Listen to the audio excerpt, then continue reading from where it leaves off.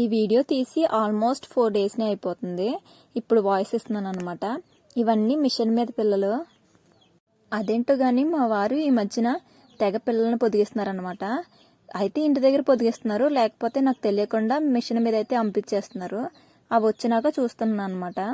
ఇప్పుడు ఇవి ఉన్నాయి కదా, వీటికి ఎలాగో తల్లి లేదు కాబట్టి మేము లాస్ట్ వీడియోలో బెల్లం వాటర్ పోసామని చెప్పి ఒక వీడియో పెట్టాను కదా, అవి ఎలాగో చిన్నపిల్లలే కాబట్టి ఆ కోడితో అయితే కలిపేద్దామని చూసాము. అలా అనుకుని చెప్పి పెట్లోని తీసి కింద పెడితే ఈ తల్లి వచ్చింది కానీ వాటిని తీసుకోవట్లేదు. ఇవి కూడా నడిచి వెళ్ళట్లేదు, చాలా చిన్నగా ఉన్నాయి కదా, అందుకే నడవలేకపోతున్నాయి అనుకుంటా.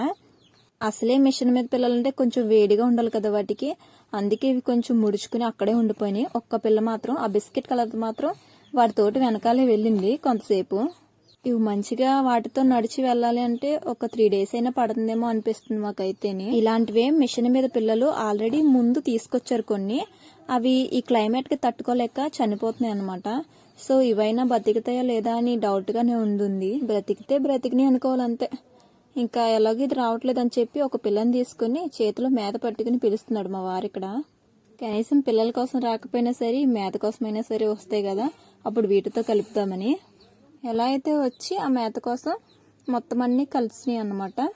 మంచిగా కలిసిమెలిసి కలిసి ఉంటే కలదు సుఖం అన్న పాట వేసుకుని మంచిగా మేత తింటున్నాయి. ప్రస్తుతానికి అయితే ఇవి మొత్తం 19 పిల్లలు ఉన్నాయి.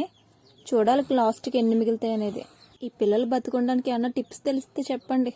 చూస్తూ చూస్తూ మా కళ్ళ ముందు చచ్చిపోతున్నాయి కదా, అందుకే కొంచెం బాధ. సరే కానీ వీడియో ఎంతవరకు చూసారు కదా, మీరు మాత్రం వీడియోని లైక్ చేయడం, షేర్ చేయడం, అలాగే నా ఛానల్ సబ్స్క్రైబ్ చేయడం అస్సలు మర్చిపోకండి. ఇలానే మంచి మంచి వీడియోస్ పెడుతూ ఉంటాను. Thank you for watching. ఉంటాను. Bye bye.